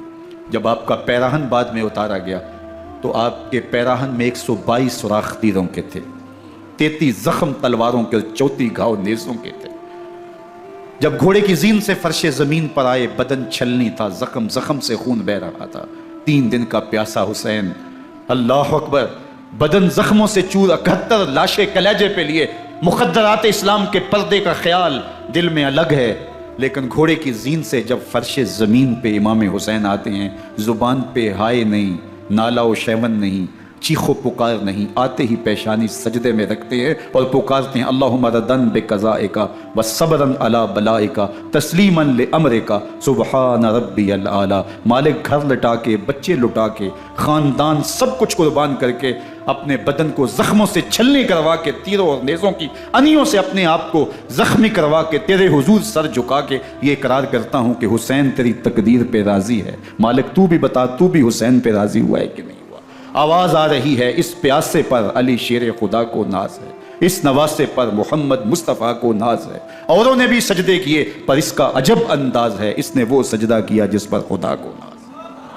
حسین ابن علی رضی اللہ تعالیٰ عنہ کا سر انور دستے قاتل نے تب کاٹا جب وہ سجدے میں جھکا ہوا تھا، یزید نے کہا میں بیعت لوں گا، امام حسین نے کہا کبھی بھی نہیں دوں گا، یہ سر کٹ سکتا ہے جھک نہیں سکتا۔ سر کاٹ کے نیزے کی نوک پہ چڑھا دیا گیا، اور یہ اس بات کا اعلان تھا کہ ہم جیت گئے اور حسینی ہار گئے، اور لشکر یزید میں غوغا مچ گیا، نقارے بجنے لگے کہ ہم جیت گئے، دیکھو امام حسین شہید کر دیے گئے، اور سر کاٹ کے نیزے کی نوک پہ چڑھایا گیا۔ لیکن لشکر یزید سے یہ آواز آئی، یہ کیسا سر ہے جو کٹ کے بھی سر بلندی ہے، کٹ گیا ہے پھر بھی اونچا ہے۔ اللہ اکبر، یہ سر سجدے میں کٹا ہے، رب کے حضور عبادت کی حالت میں کٹا ہے۔ حسین آج بھی سجدے میں ہے، اللہ اکبر، حسین آج بھی سجدے میں ہے، بلکہ کٹے ہوئے سر کا رخ زمین کی جانب تھا اور کٹی گردن آسمان کی طرف، یوں نیزے پہ پرویا گیا۔ اللہ اکبر، ایک شاعر نے نقشہ کھینچا، بآں کے سر نیزے پہ اور سوئے زمین ہے روح، یعنی سجدہ ثانی کی ہے آرزو۔ رکعت کے 2 سجدے ہوتے ہیں، ابھی ایک سجدہ ہوا تھا کہ دست قاتل نے سر کاٹ دیا، کہا حسین کی پیشانی میں دوسرے سجدے کی تمنا مچل رہی۔ یہ تھا حسین ابن علی کا سجدہ، ساری زندگی رب کے حضور سجدہ قضا نہیں ہونے دیا۔ آج پانی نہیں ہے، اللہ اکبر، آج تیمم کر لیتے ہیں، آج اپنے خون کو اوڑھ کر کے حسین نے اپنی پیشانی اپنے مالک کے حضور جھکا کر کے عظیمت کی وہ انوکھی داستاں رقم کر دی کہ صدیاں گزرنے کے باوجود بھی ان کی یادوں کے چراغ روشن ہیں۔ جب حضرت امام حسین اور دوسرے اعیان و انصار کو شہید کر دیا گیا تو ان کے سر نیزوں کی نوک پہ چڑھا دیے گئے۔ حضرت امام حسین کا کٹا ہوا سر اور باقی 71 افراد کے کٹے ہوئے سر نیزوں کی نوک پہ، اور 10 سواروں کو ابن سعد نے کہا کہ ان کو رون دو، اور گھوڑوں کی ٹاپوں تلے حضرت امام حسین رضی اللہ تعالیٰ عنہ اور ان کے آوان و انصار کو جو ہے وہ روندا گیا، حتیٰ کہ ان کی استخوان مبارک، ان کی ہڈیاں بھی چور چور ہو گئیں۔ روننے سے قبل ان کا لباس اتار لیا، ان کے کپڑے اتار لیے گئے۔ اللہ اکبر، کیسی دردناک گھڑیاں تھیں۔ یزید کا صرف یہی بد کرداری کا مرحلہ نہیں تھا، اس کربلا کے صحرا کے اندر یزید نے جس طرح امام حسین رضی اللہ تعالیٰ عنہ کو شہید کیا اور حضرت امام حسین کے خاندان کو شہید کیا، جب مدینہ المنورہ پر یزید نے مسلم بن عقبہ کو مقرر کیا، جس کو بزرگوں نے مسلم بن عقبہ کہا ہے، تو اس کو کہا 3 دن تک مدینے کا حرم تمہارے لیے حلال ہوگا، جو چاہو تم کرنا، اور شامی فوجوں کو اجازت ہوگی۔ تو وہاں بھی انہوں نے 10,000 تابعین اور 700 صحابہ کو شہید کیا۔ حضرت ابو سعید خدری رضی اللہ تعالیٰ عنہ گھر سے باہر نکلے، کافی بوڑھے ہو چکے تھے، تو انہوں نے حضرت ابو سعید خدری کو پکڑ لیا، کہا تم کون ہو؟ کہا مجھے ابو سعید خدری کہتے ہیں۔ تو کہا ہاں تمہارا نام سنا ہے، اور داڑھی سے پکڑ کے کھینچا اور کہا کہ ہے تمہارے پاس جو ہمیں دو؟ تو کہا کہ میرے پاس تو کچھ بھی نہیں، میں تو فقیر آدمی ہوں۔ تو ان کے گھر ان کو لے گئے، تو 2 کبوتر رکھے تھے حضرت ابو سعید خدری نے، تو وہ کبوتر لوٹ کے لے گئے۔ اللہ اکبر، حضرت ابن سنان رضی اللہ تعالیٰ عنہ کو، جو حضور کے علم بردار تھے فتح مکہ کے دن، ان کو ستو پہلے پلائے اور پھر ان کی گردن کاٹی گئی، اور کہا یہ ہے وہ ستو جو تم زندگی میں آخری بار پیو گے۔ ایک گھر میں داخل ہوئی شامی فوج، تو ایک خاتون کے ابھی بچہ پیدا ہوا تھا، اور قابلہ نے، داعیہ نے وہ بچہ ماں کی چھاتی پہ لٹایا، اور وہ ماں کا پہلا دودھ پی رہا تھا۔ تو یہ جا کے کہنے لگے نکالو تمہارے پاس جو کچھ ہے۔ تو اس خاتون نے کہا تم جانتے ہو یہ بچہ کون ہے؟ تو انہوں نے کہا ہم نہیں جانتے۔ کہا یہ حضرت ابن ابی کبشہ انماری رضی اللہ تعالیٰ عنہ کا بچہ ہے، اور یہ وہ صحابی ہیں کہ جو بیعت الشجرہ کے موقع پہ حضور کے ہاتھ پہ بیعت کرتے ہیں۔ انہوں نے اس چیز کا لحاظ نہ کیا، کہا جو کچھ ہے وہ ہمیں دو، ورنہ تیرے بچے کو نہیں چھوڑیں گے۔ تو ماں بچے سے مخاطب ہو کے کہتی ہے، ابھی بچہ پیدا ہوا ہے اور ماں سے پہلا دودھ پی رہا ہے، کہ بیٹے اگر میرے پاس کچھ ہوتا، وہ قیمتی سے قیمتی چیز بھی ہوتی، تیری جان کے لیے قربان کرتی، لیکن اس وقت میرے پاس کچھ ہے نہیں۔ تو ایک شکی آگے بڑھا اور بچے کو ایک ٹانگ سے پکڑ کے کھینچ کے دیوار کے ساتھ پٹک کے مارا، جس سے دماغ کا بھیجا نکل گیا۔ کیا کیا زیادتیاں نہیں کی۔ 700 صحابہ حرہ کے واقعہ میں شہید کیے یزید نے، اور 10,000 تابعین شہید کیے۔ مسجد نبوی میں ممبر رسول کے ساتھ گھوڑے باندھے، اور وہ ممبر رسول اور مصلی رسول کے قریب لید کرتے رہے۔ حضرت سعید بن المسیب فرماتے ہیں میں نابینا تھا اور حضور کے روضہ انور کے پاس بیٹھا تھا، اور یزید کے سپاہی آتے، جو بھی مسجد میں نظر آتا پکڑ کے لے جاتے، مجھے نابینا سمجھ کے چھوڑ دیتے، لیکن میں پریشان تھا کہ ظہر کا وقت ہوگا، عصر کا وقت ہوگا، مغرب عشاء کا وقت ہوگا، نہ اذان نہ اقامت نہ جماعت، تو کیسے مجھے پتہ چلے گا کہ نماز کا وقت ہو گیا، اور کیسی میری نمازوں کا کیا بنے گا؟ میں اس فکر میں بیٹھا تھا۔ لم ازل اسمع الاذان والاقامت من قبر رسول اللہ صلی اللہ علیہ وآلہ وسلم۔ فرماتے ہیں جب بھی پھر نماز کا وقت آیا، گنبد خضرا سے اذان کی بھی آواز آئی، اقامت کی بھی آواز آئی۔ 3 دن تک مسجد نبوی کے اندر گھوڑے بندے رہے اور مدینہ کی حرمت پامال کی۔ مدینہ کے گھروں کے اندر یہ بد کماش داخل ہوئے اور جو بدکاریاں انہوں نے کی کلیجہ منہ کو آتا ہے. 1002 شیزائیں ان بدکاروں کی بدکاریوں کی وجہ سے کنواری حالت کے اندر حاملہ ہوئی. 3 دن تک مدینے کا حرم انہوں نے پامال کیا اور پھر مکہ المکرمہ میں کعبۃ اللہ پر گولے برسائے اور کعبہ کا غلاف جل گیا. وہ تو یزید مر گیا اور حضرت عبداللہ ابن زبیر رضی اللہ تعالیٰ عنہ نے اپنی خلافت کا اعلان کیا. یزید کے یہ کرتوت تھے, ادھر اہل مدینہ کو ستایا, ادھر اہل مکہ کو ستایا, اور رسول اللہ صلی اللہ علیہ وسلم کے خانوادے کی بے حرمتی اور توہین کی. نہ صرف انہیں قتل کیا گیا, ان کی لاشوں پہ گھوڑے دوڑائے. ابن سعد اور شمر جو ہے وہ خیموں میں داخل ہوا اور مخدرات اسلام کی چادریں چھیننے کی کوشش کی. حضرت زینب سلام اللہ علیہ نے مخاطب ہو کے کہا, ہمارے چہرے کے رکھوالے چلے گئے ہیں, ظالم تو خیال نہیں کرتا ہم رسول اللہ کی بیٹیاں ہیں. حضرت شہربانو, حضرت زین العابدین اور حضرت زینب سلام اللہ علیہ, ان تینوں کو ایک اونٹ پہ باندھا گیا اور باقی اونٹوں پہ باقی سادات کو, حضور کی شہزادیوں کو باندھا گیا, رسیوں میں جکڑا گیا اور اونٹوں پہ باندھ کر کے کوفے کی جانب آگے آگے شہیدوں کے سر چل رہے ہیں اور پیچھے یہ قافلہ چل رہا ہے. اور جب یہ قافلہ وہاں سے گزرا جہاں لاشیں پڑی تھیں, امام زین العابدین 14 سال کے تھے اور بیمار تھے اور ان کا حوصلہ نہ ہوا, وہاں غشی ان کے اوپر آنے لگی. اور وہ منظر ابن کثیر نے, باقی لوگوں سب نے لکھا ہے کہ پھر جب ان کی یہ حالت ہوئی تو پھر سیدہ زینب سلام اللہ علیہ, جنہوں نے ابھی تک بڑے حوصلے کے ساتھ ساری مشکلات کا مقابلہ کیا تھا, اب ان کے بندن ٹوٹ گئے اور آنکھوں سے آنسو بہنے لگے اور سیدہ زینب تھے امام حسین رضی اللہ تعالیٰ عنہ کی لاش پہ کھڑے ہو کے, اور وہ روندی ہوئی لاش, ٹوٹی ہوئی ہڈیاں اور وہ بڑا بدن, کٹا ہوا سر نیزے کی نوک پہ اور لاش یہ پڑی ہے. تو حضرت سیدہ زینب نے مدینے کی طرف منہ کر کے جو ہے وہ حضور سے فریاد کی, یا محمد آہو, یا محمد آہو, ھذا حسین بالآراء مزمل بالدماء, یا محمد آہو بناتوں کا سبایا. رسول اللہ, اے پیارے آقا, یا جداہو, اے ہمارے نانا محترم, یہ دیکھیے آپ کا حسین پڑا ہوا ہے, بدن سے کپڑے اتار لیے گئے, خاک ہوائیں اڑا رہی ہیں اور اس کے اوپر چادر جو ہے وہ مٹی کی پڑ گئی ہے. حضور آپ کی اولاد کاٹ دی گئی. اور پھر کہا بناتوں کا سبایا, حضور دیکھیے آپ کی بیٹیوں کے ہاتھ باندھ دیے گئے ہیں, اونٹوں پہ کس دیا گیا ہے. سر شہیدہ آگے آگے چل رہے ہیں اور حضرت سیدنا امام حسین کا آگے آگے سر ہے. راستے کے اندر ایک جگہ آئی, رات گزری اور ان کو اتارا گیا. رات کا موقع تھا, ایک خاتون آئی اور اس نے کوئی کھانا پیش کیا ان کو اور کہا کہ میں کسی زمانے میں حضرت سیدہ فاطمہ الزہرا کی نوکری کیا کرتی تھی, ان کی لونڈی تھی, ان کی کنیز تھی, اور آج مجھے پتہ چلا کہ آپ لوگ گزر رہے ہیں تو میں نے کہا کہ میں اپنی مخدومہ کے خاندان کی خدمت کروں. اور پھر اس نے کہا کہ اس وقت سیدہ کی گود میں ایک 6-7 ماہ کی بچی تھی جس کو زینب کہا کرتے تھے. تو سیدہ زینب نے کہا کہ اماں اگر پہچانتی ہو تو وہ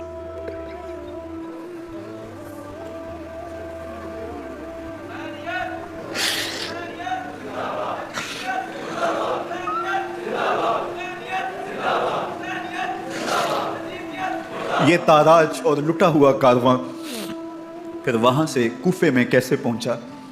اور کوفے کے اندر سیدہ زینب سلام اللہ علیہ نے وہ یزید کے دربار میں, ابن زیاد کے دربار میں وہ جرأت آمیز جو باتیں کہیں, اللہ اکبر, زینب کی زبان میں علی کی خطابت بول رہی تھی. اور پھر دشمن اور دوست سارے رونے لگے اور وہ کیا دل گداز منظر تھے. اور پھر یہ سروں کا قافلہ اور سادات کرام کا مشکیں کسی ہوئی ہیں اور اونٹوں پہ باندھے ہوئے, ان کو وہاں سے پھر قادسیہ اور قادسیہ سے پھر دمشق یزید کے دربار میں پہنچایا گیا. اور وہاں سے یہ لٹے ہوئے خانمہ برباد تاراج لوگ مدینہ المنورہ میں کیسے پہنچے اور اہل مدینہ نے کیسے استقبال کیا. اور وہ منظر کتنا دل گداز تھا جب اہل مدینہ زینب سے پوچھتے تھے زینب حسین کہاں ہے.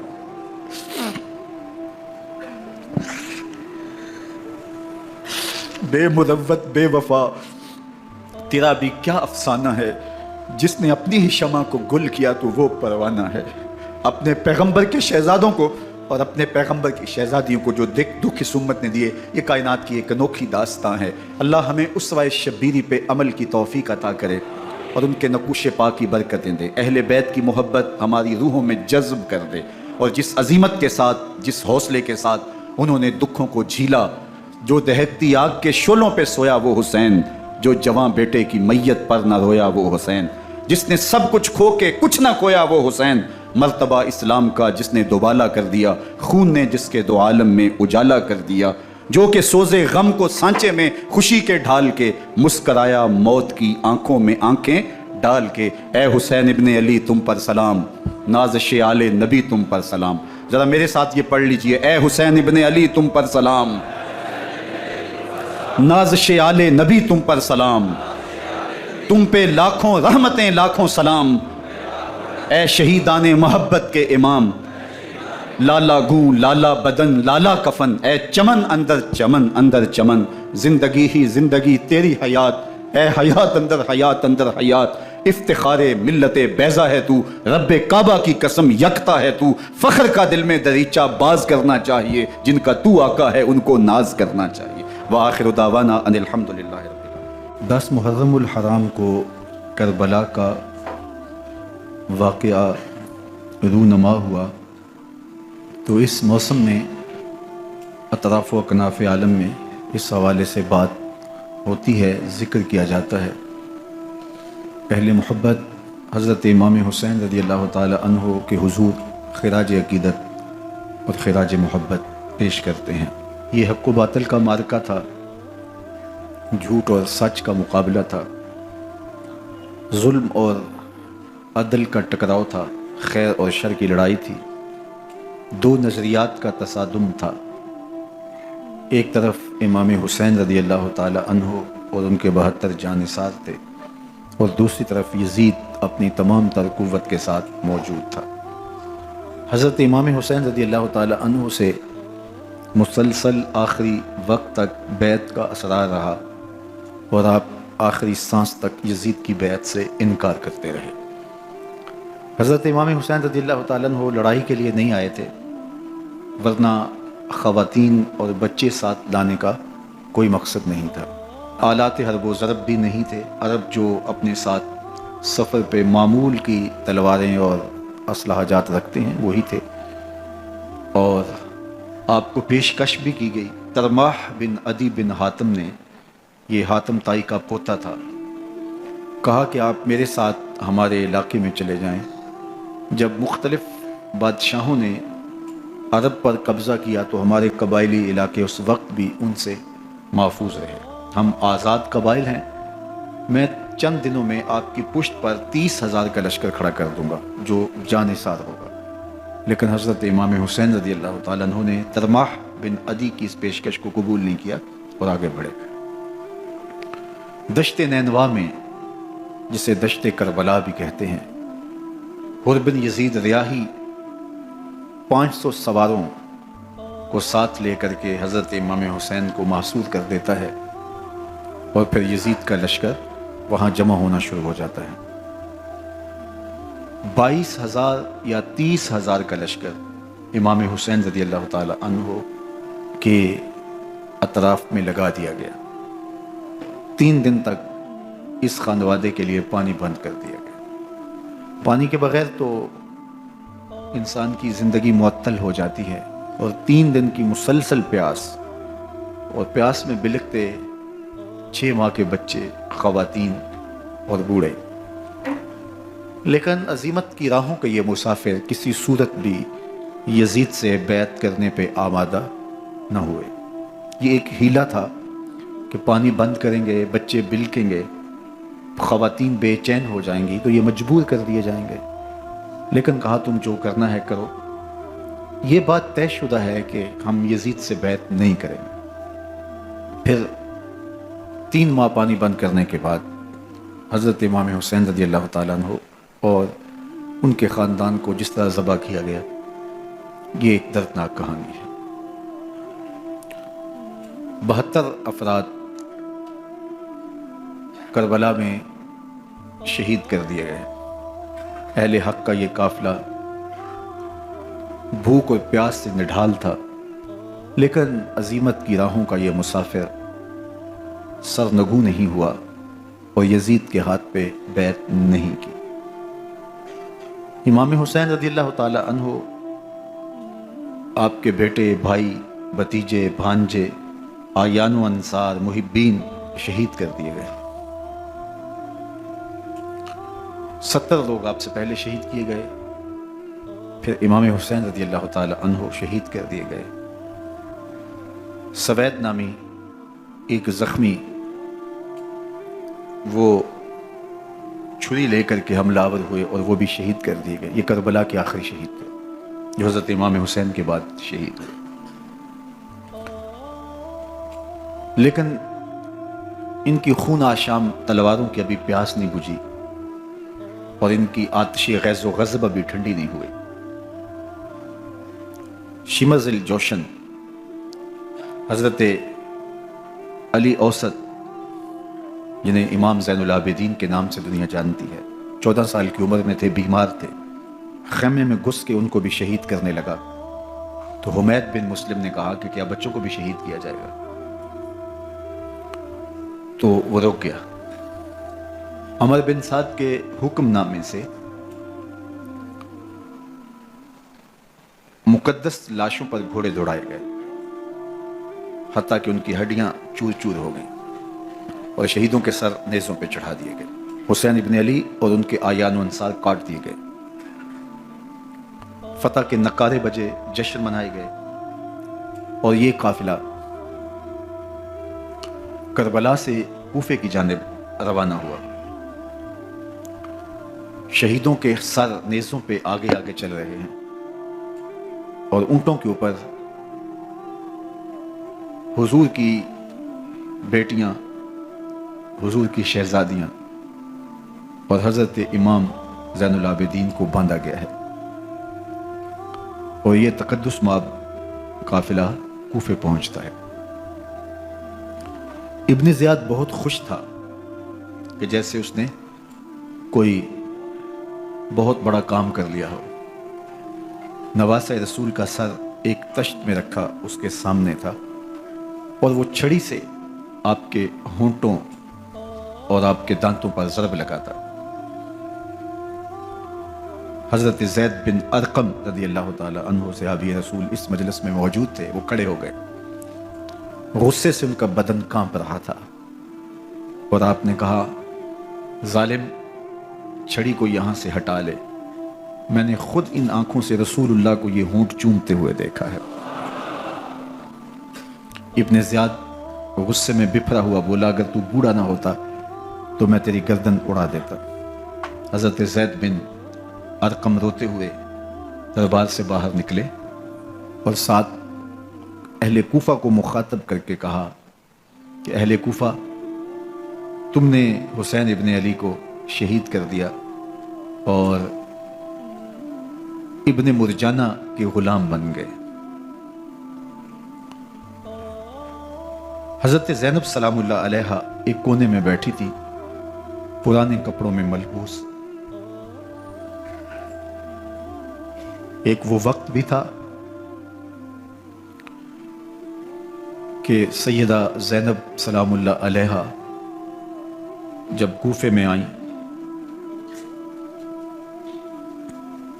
سیدنا علی المرتضیٰ کے زمانے میں ان کے دور خلافت میں دارالخلافہ کوفہ متعین ہوا، تو یہ مدینے سے کوفے آئیں تو اس وقت کوفے کی معزز خواتین نے ان کا استقبال کیا۔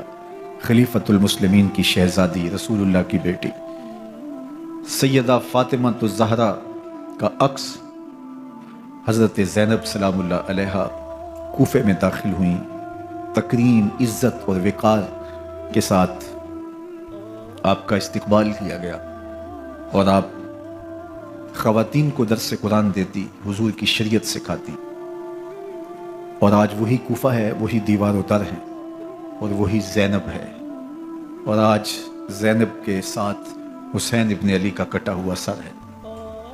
پرانے کپڑوں میں ملبوس حضرت زینب سلام اللہ علیہ آج اسی کوفے میں داخل ہوئی ہے۔ دارالامارت کے ایک کونے میں تشریف فرما ہے کہ ابن زیاد پوچھتا یہ خاتون کون ہے؟ حضرت زینب خاموش رہی۔ اس نے دوسری مرتبہ پوچھا، آپ پھر خاموش رہی۔ تیسری مرتبہ پوچھا، آپ پھر خاموش رہی۔ پھر ایک لونڈی نے بتایا یہ زینب بنت علی ہے۔ تو اس کے سامنے حضرت امام حسین کا کٹا ہوا سر پڑا تھا اور وہ حضرت زینب سے مخاطب ہو کے کہنے لگا کہ اللہ نے تمہیں شکست دی اور یزید بن معاویہ کو فتح عطا کی۔ تو حضرت زینب سلام اللہ علیہ پھر دربار ابن زیاد میں ایک خوبصورت خطبہ عطا کیا۔ زینب بول رہی تھی، لگ رہا تھا مولا کائنات بول رہے ہیں۔ یہ خطبہ بامر مجبوری تھا، ابن زیاد کی خرافات کا جواب تھا۔ تو ابن زیاد سے اس کا جواب تو نہ بن پڑا، لیکن کہنے لگا کہ بڑی مکفّہ اور مسجع گفتگو کی، تمہارا باپ علی بھی بہت اچھا شاعر تھا۔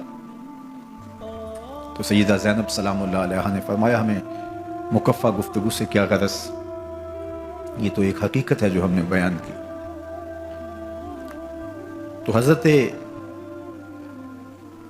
علی اوسط امام زین العابدین بھی پاس تھے، تو دیکھ کر کے کہنے لگا کہ یہ لڑکا کون ہے؟ تو فرمایا میں علی بن حسین ہوں۔ تو کہا کہ انہیں تو قتل کر دیا گیا۔ کہا وہ میرے بھائی تھے اور ان کا نام بھی علی تھا، میرا نام بھی علی ہے۔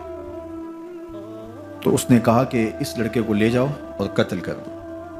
حضرت زینب علی اوسط امام زین العابدین کے ساتھ چمٹ گئیں اور کہا کہ اگر تم اسے قتل کرو گے تو اس کے ساتھ مجھے بھی قتل کرنا ہوگا۔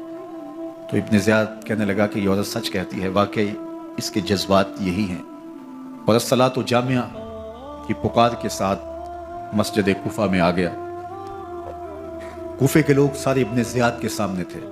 امام حسین کا کٹا ہوا سر ابن زیاد کے سامنے تھا، اور اس نے کہا کہ اللہ نے یزید بن معاویہ کو فتح دی اور کذاب ابن کذاب معاذ اللہ حسین ابن علی کو شکست دی۔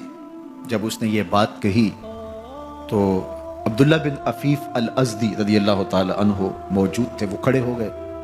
غصے سے ان کا بدن کانپ رہا تھا، اور آپ نے پوری ہمت کے ساتھ ابن زیاد کو جواب دیتے ہوئے کہا، ظالم، حسین سچا، حسین کا باپ بھی سچا، تو جھوٹا، تیرا باپ بھی جھوٹا، جس نے تجھے امیر بنایا وہ بھی جھوٹا۔ تو ابن زیاد نے جب اپنے بارے عبداللہ بن عفیف سے یہ بات سنی تو اس نے حکم دیا کہ ان کا سر کاٹ دیا جائے، اور پھر حضرت عبداللہ ابن عفیف رضی اللہ تعالی عنہ کو شہید کیا گیا اور ان کی لاش کو سولی چڑھا دیا گیا۔ حق کی راہ کے یہ مسافر اپنی جان کس طرح راہ خدا میں سپرد کر رہے تھے۔ اہل کوفہ سہمے ہوئے، ڈرے ہوئے ابن زیاد کے دربار میں بیٹھے تھے، اور امام حسین رضی اللہ تعالی عنہ کے قتل کا، ان کی شہادت کا انہیں دکھ تو تھا، لیکن ان کے اندر ہمت، طاقت اور توانائی نہیں تھی۔ ان کی تلواریں یزید کے ساتھ رہیں اور دل امام حسین رضی اللہ تعالی عنہ کے ساتھ رکھنے کی بات کرتے تھے۔ پھر یہ قافلہ کوفہ سے چلتے چلتے دمشق کی جانب عازم سفر ہوا۔ ایک اونٹ پہ تین لوگوں کو سوار کیا گیا تھا۔ امام زین العابدین کو سوار بھی کیا گیا اور بدن پر زنجیریں بھی باندھی گئیں، جکڑ کر کے سواری پہ بٹھایا گیا۔ اللہ اکبر! جہاں جہاں سے یہ لوگ گزرتے، لوگوں کو ان کی حالت پہ رحم آتا۔ بہت سارے لوگ نہیں جانتے تھے یہ کون ہیں۔ عمومی طور پہ راستوں میں یہی بتایا گیا کہ کچھ باغی لوگ ہیں جنہوں نے حکومت سے بغاوت کی، تو ان کے کیفر کردار تک پہنچا دیا گیا۔ راستے میں ایک گرجا گھر آیا اور وہاں یہ لوگ رات رکتے ہیں۔ گرجا گھر کی دیوار پہ لکھا ہوا تھا، اترجو امت قتلت حسین شفاعت جدہ یوم الحساب۔ کیا وہ امت جنہوں نے حسین ابن علی کو شہید کیا قیامت کے دن انہی کے نانے سے شفاعت مانگیں گے؟ کس منہ سے شفاعت طلب کریں گے؟ اسی حسین ابن علی کے نانا سے جن کے بیٹے کو، جن کے شہزادے کو، نواسے کو ان لوگوں نے شہید کیا۔ جب یہ تقدس مآب قافلہ دمشق پہنچا تو راستے میں ایک شخص قرآن مجید کی تلاوت کر رہا تھا۔ اپنے مکان کی چھت پہ بیٹھ کے تلاوت کر رہا تھا، اور یہ قافلہ اس طرح سے گزر رہا تھا کہ شہیدوں کے کٹے ہوئے سر نیزوں کی نوک پہ تھے، اور عصمت شیار خواتین اور امام زین العابدین اونٹوں پہ بندھے ہوئے تھے۔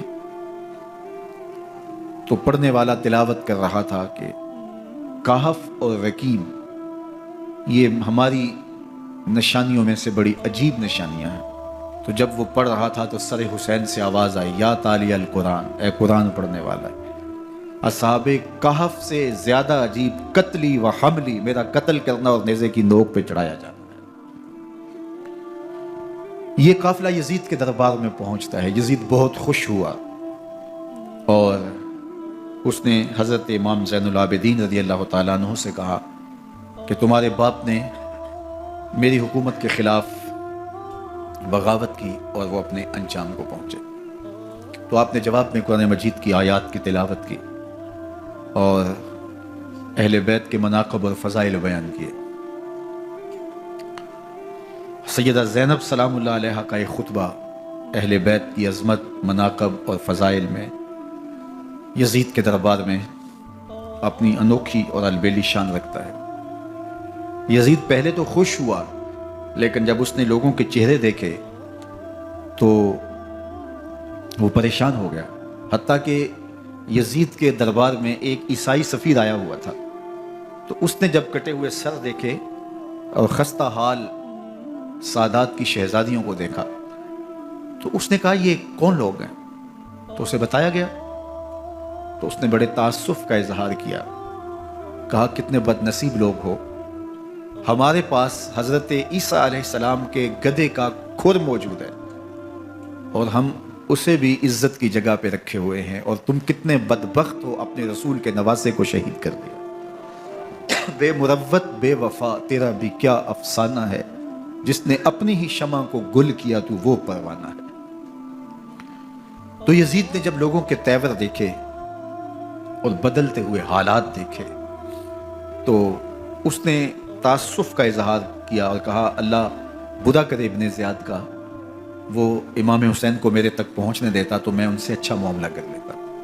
کچھ لوگ اس سے یزید کو بری الذمہ قرار دینے کی کوشش کرتے ہیں، لیکن یزید کے اپنے حکم سے سب کچھ ہوا۔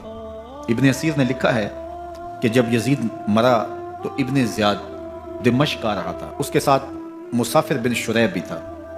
تو اچانک وہ کچھ سوچنے لگا، تو مسافر بن شریح نے کہا کہ ابن زیاد میں تمہیں بتاؤں تم کیا سوچ رہے ہو؟ کہا بتاؤ۔ کہا تم یہ سوچ رہے ہو کہ میں نے نواسہ رسول کو شہید کیوں کیا؟ تو کہنے لگا کہ یہ مجھے یزید کا حکم تھا، اور اگر میں نواسہ رسول کو شہید نہ کرتا تو وہ مجھے قتل کر دیتا۔ اور جب مسلم بن عقبہ کو مدینہ المنورہ کی حرمت کو پامال کرنے کے لیے اور حضرت عبداللہ ابن زبیر رضی اللہ تعالیٰ عنہ کی خلافت کے اعلان کے بعد مکہ المکرمہ پر حملے کے لیے جو یزید نے بھیجا، تو اس سے قبل اس نے ابن زیاد کو کہا کہ یہ کام تم کرو۔ تو ابن زیاد نے جو جواب دیا وہ یہ تھا کہ میں تمہارے کہنے پہ پہلے ہی نواسہ رسول کو شہید کر چکا ہوں، اب نواسہ رسول کو شہید کرنا اور کعبۃ اللہ کی حرمت کو پامال کرنا، یہ دو چیزیں میں جمع نہیں کروں گا۔ اور اس نے بادشاہ کے حکم کا انکار کر دیا۔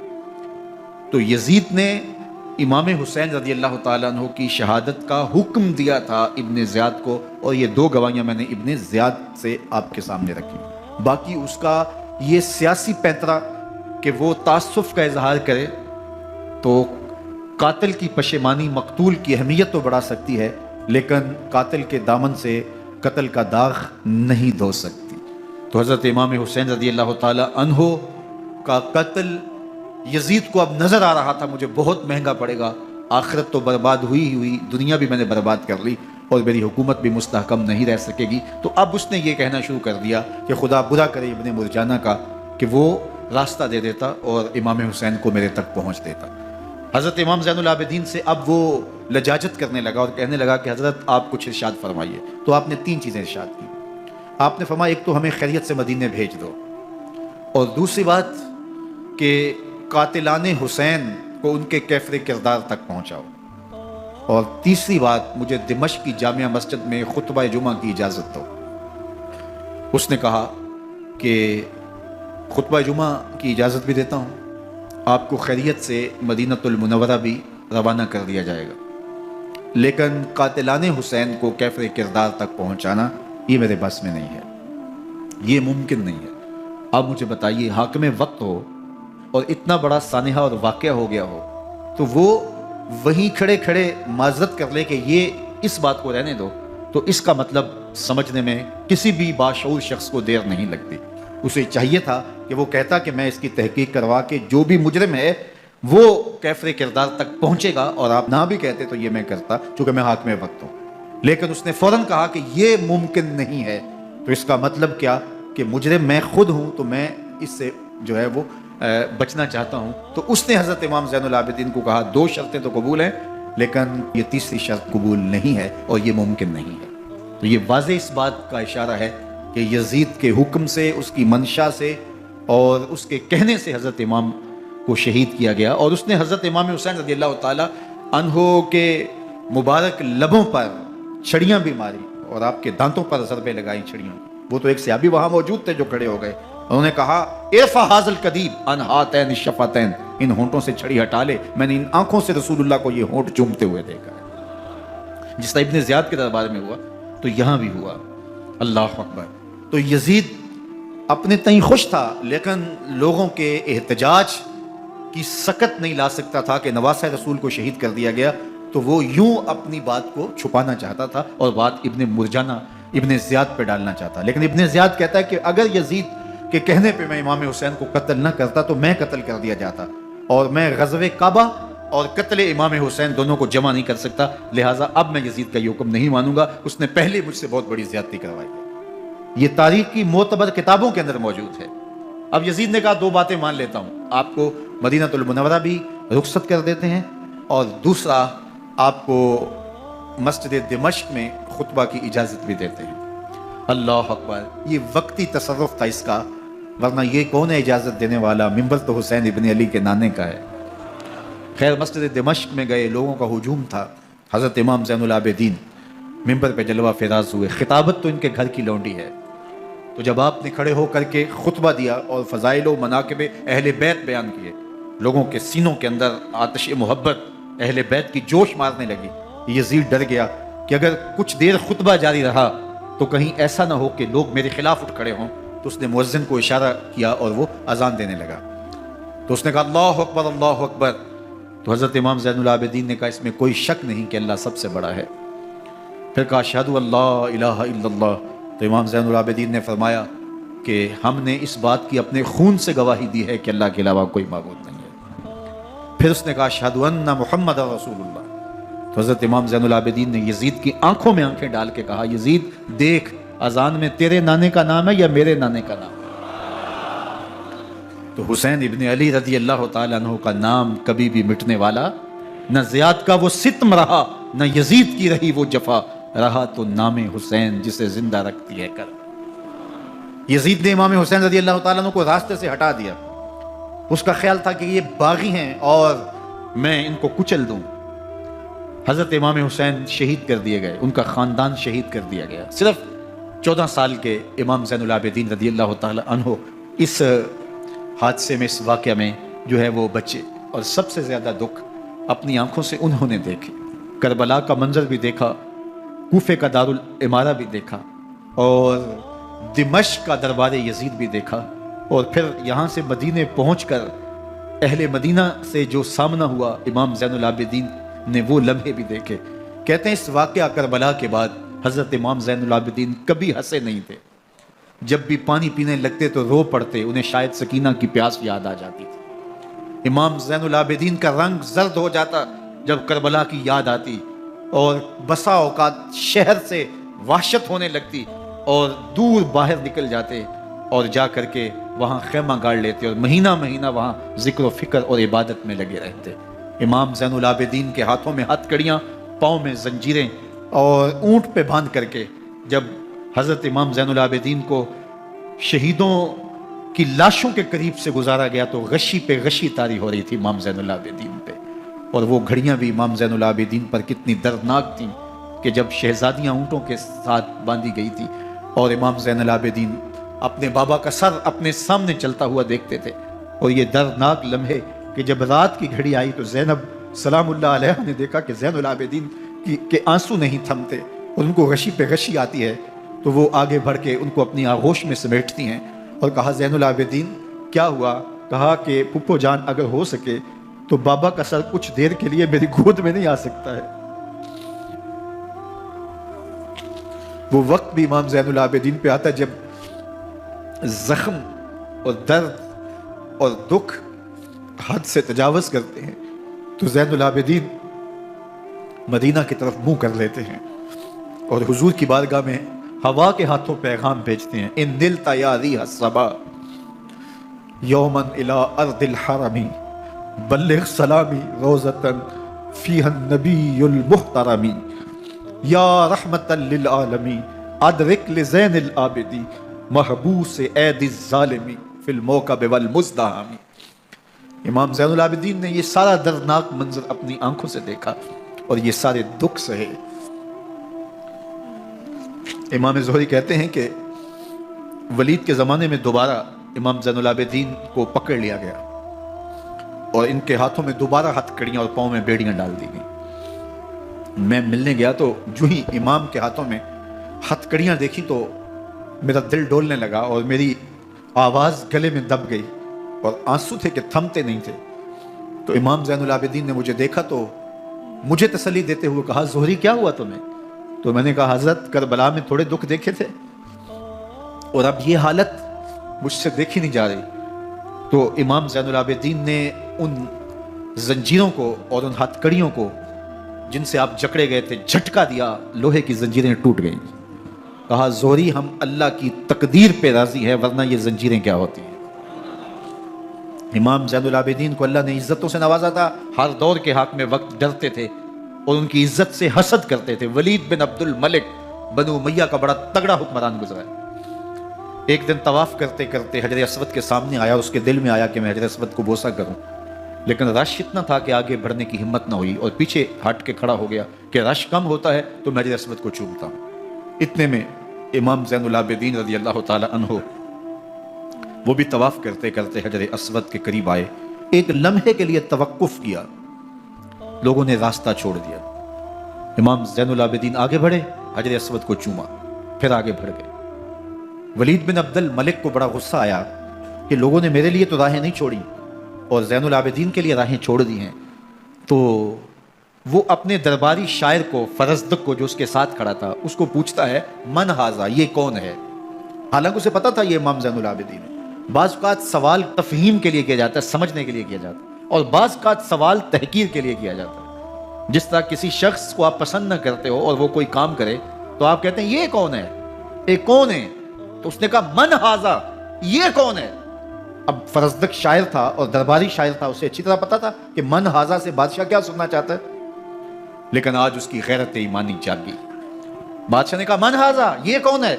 تو فرزدق نے بادشاہ کی آنکھوں میں آنکھیں ڈال کے کہا بادشاہ تو نہیں جانتا یہ کون ہے؟ اس کو تو بطحا کے سنگ ریزے بھی جانتے ہیں، اس کو تو زمین والے بھی جانتے ہیں، آسمان کے فرشتے بھی جانتے ہیں۔ یہ فاطمہ کا بیٹا ہے، یہ علی کا شہزادہ ہے، یہ رسول اللہ کا نواسہ ہے۔ تیرا من ھذا کہنا اس معرفہ کو نکرا نہیں کرے گا، یہ کل بھی معرفہ تھا، یہ آج بھی معرفہ ہے۔ کھڑے کھڑے امام زین العابدین کی شان میں ایک طویل قصیدہ لکھ دیا۔ بادشاہ تو اس سے کچھ اور سوچ رہا تھا، الٹ ہو گیا، اس نے ایک فرزدق کو جیل میں ڈال دیا۔ امام زین العابدین کو پتا چلا، آپ نے اشرفیوں کی 2 تھیلیاں خادم کے ہاتھ بھیجی کہ ہماری وجہ سے تمہارے اوپر یہ افتاد پڑی ہے۔ تو اس نے تھیلیاں قبول کی، چوما آنکھوں سے لگائیں اور پھر خادم کے ہاتھ میں دیتے ہوئے کہا امام کو میرا سلام دے دینا اور کہنا حضرت ساری زندگی نے ٹگوں کے لیے، ان پیسوں کے لیے، اشرفیوں کے لیے شاعریاں کی ہیں، یہ جو میں نے قصیدہ لکھا ہے آپ کے نانا کی شفاعت کے لیے لکھا۔ جو دلوں کو فتح کر لے وہی فاتح زمانہ۔ امام حسین کو تو کاٹ دیا گیا نا، اس لیے کاٹ دیا گیا کہ یہ ہماری حکومت سے بغاوت کر رہے ہیں، انہوں نے یہ کہا، بہانہ یہ بنایا نظم حکومت میں یہ مخل ہو رہے ہیں، لہٰذا انہیں شہید کر دیا گیا۔ نہ صرف انہیں شہید کیا گیا، سر کاٹے گئے، نیزوں کی نوک پہ چڑھائے گئے، لاشوں پہ گھوڑے دوڑائے گئے۔ کیا کیا ظلم تھا، کیا کیا جبر تھا جو روا نہیں رکھا گیا، پیاسا رکھا گیا، بھوکا رکھا گیا، 6 माह के बच्चे भी नहीं छोड़े गए।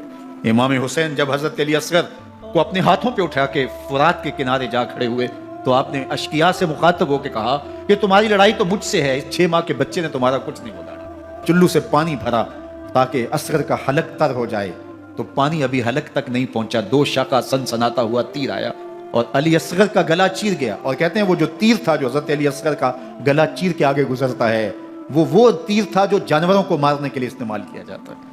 गर्दन लटक जाती है, खून बहने लगता है। इमाम हुसैन उस खून को आसमान की तरफ उछाल के कहते हैं, मालिक हुसैन की ये कुर्बानी भी कबूल फरमा ले। नस्ल मिटा दी गई, शहीद कर दिए गए, घोड़े दौड़ाए गए, सादाते किराम इस्मत शियार पैगंबर ज़ादियों को ऊंटों पे बिठाया गया, रस्सियों से जकड़ा गया, चादरें छीनने की कोशिश की गई, क्या कुछ नहीं हुआ। तारीख दर्दनाक है और ये पैगंबर के मानने वालों ने, कलमा पढ़ने वालों ने ये सब कुछ किया। बेमुरव्वत बेवफा तेरा भी क्या अफसाना है, जिसने अपनी ही शमा को गुल किया तो वो परवाना है।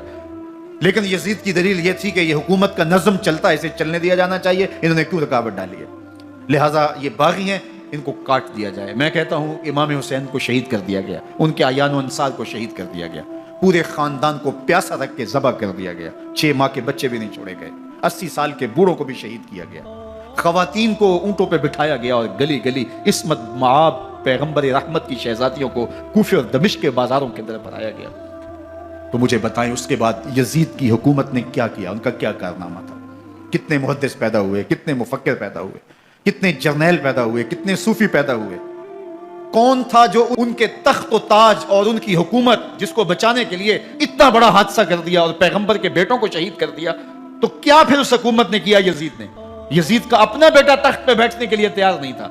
6 माह के बाद उसकी लाश घर से निकली, उसने कहा कि ये तख्त जो है वो आले रसूल के खून पे बना है, मैं इस पे नहीं बैठूंगा। और रुस्वा हो गए। और यजीद जिसको जोन था कि मैं इतनी बड़ी सल्तनत का मालिक हूं, इसको बचाना है, उस सल्तनत ने इस्लाम के लिए क्या किया? मुझे बताओ, कौन से जर्नैल पैदा किए, कौन से हुक्मरान पैदा किए, उसने कौन से तवाना लोग पैदा किए, कौन से मुहद्दिस, कौन से मुफक्किर, कौन से मुस्लिम पैदा किए? और जिस खानदान को काट दिया गया, सिर्फ एक 14 साल का अली औसत ज़ैनुल आबिदीन बचा। और हुसैन इब्न अली की नस्ल देखो, जाफर सादक किस नस्ल से हैं, बाकिरुल उलूम किस नस्ल से हैं, हजरत गौसे आजम किसके शहजादे हैं, हजरत दाता गंज बख्श अली हजवेरी किसके बेटे हैं, और हजरत मोइनुद्दीन चिश्ती अजमेरी किसके बेटे हैं? आज जमाने को जो भी दिया है हुसैन के बेटों ने दिया है। यजीद तख्त बचाकर भी उम्मत को कुछ ना दे सका और इमाम हुसैन ने सब कुछ लुटा के उम्मत को ईमान की बहारें अता कर। आज जहां भी मिंबरों मेहराब की रौनक नजर आ रही है, इसके पीछे हुसैन का कोई बेटा खड़ा हुआ नजर आ रहा है। अल्लाह अकबर, इस दीन के खाके में रंग ही हुसैन इब्न अली के खून ने भरा है। हुसैन अगर ना शहीद होता तो आज घर घर यजीद होता, इस्लाम की अजमत अया न होती, खुदा के घर में अज़ा न होती, बार इलाहा नौहा सुनाता फिरता, ता रोज़े जज़ा अश्क बहाता फिरता, इमदाद न करते अगर करबला में हुसैन, इस्लाम तेरा ठोकरें खाता।